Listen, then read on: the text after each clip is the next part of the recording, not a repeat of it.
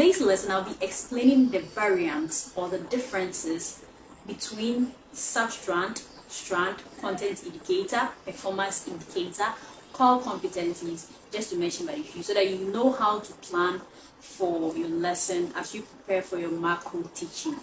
Now, with me here, I have two different lesson plans. This used to be the old lesson plan or the old lesson notebook, and this is also the new lesson notebook. Okay, so we are going to compare these two notebooks, and I'm going to use this to explain to you the differences or the variance between substrand and strand.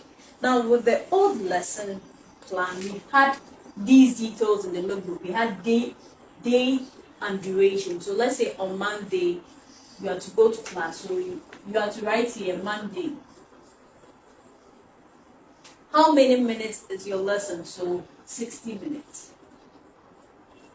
Then the topic, subject or aspect. So what topic are you going to teach? Is it English language? If it's English language, what topic are you going to teach? Maybe verbs, grammar, verbs. So you indicate that.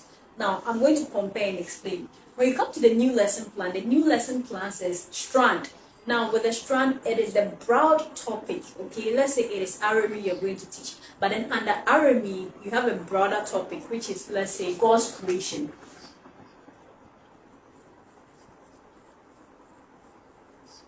So, in other words, I could say that the strand is the topic, and then the sub-strand is the subtopic. So, under God's creation, we have the environment.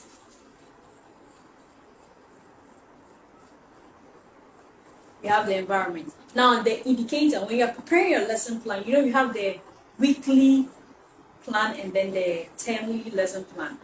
The book that you're going to look through to write those topics for the weekly and the term, you realize that there's indicator, and then under the indicator, let's say if you are teaching a grade 6 class, you see indicators like B6.1.1.3. So those are basically the indicators. So you just have to go back to the book you referred in using to prepare your weekly or termly lesson plan. Okay, you just have to refer and then put that there. The performance indicator is also the same thing. So you simply write B6.4.2.1.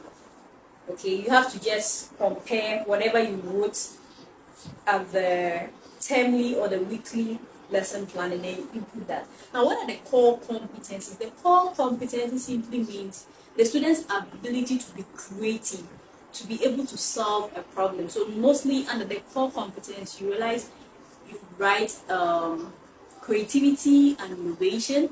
You can also write problem solving and critical thinking, and you're good to go. Now, with the old lesson plan, it says objectives or RPK. The objectives, it used to be at the end of the lesson or by the end of the lesson, a student should be able to construct a simple sentence. So you realize that even if you are done teaching and at the end of your lesson, one student is able to grab whatever concepts that you taught, your work is done.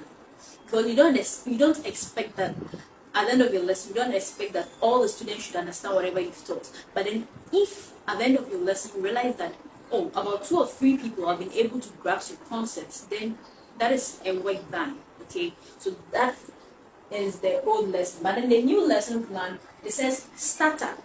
So starter is also known as phase 1. With a starter, always you have to get the students involved, get them engaged, either by singing songs or reciting familiar rhymes that resonate with the topic you're going to teach. Okay, for example, if it's mathematics, you can start off with, I'm counting 1, what is 1? 1 is 1 alone, it shall be, just to warm them up. So that is basically the starter. With the new lesson plan, that is the starter. And we come to the main teaching field, that is the phase 2. It's called the phase 2. So with the phase 2, you have to explain. If you're teaching diffusion, under your lesson plan, you have to explain diffusion, osmosis, and all that, the processes involved, the materials you need, and all that. That's the main thing you're going to teach, so it should be more explanatory. Okay, so that is with the phase 2. And then the phase 3 is also known as the reflection. Okay, you evaluate your students. With the old lesson plan, we say evaluation and remarks. So here you have to evaluate your students after you're done teaching.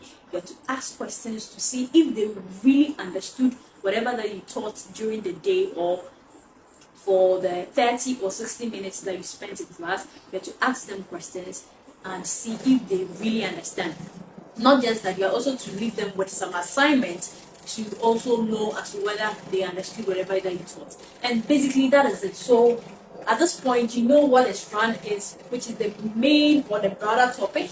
You know the substrand, you know an indicator, you know performance indicator, you know the core competency have to do with your creativity, the students' creativity, their ability to solve problems and critical thinking.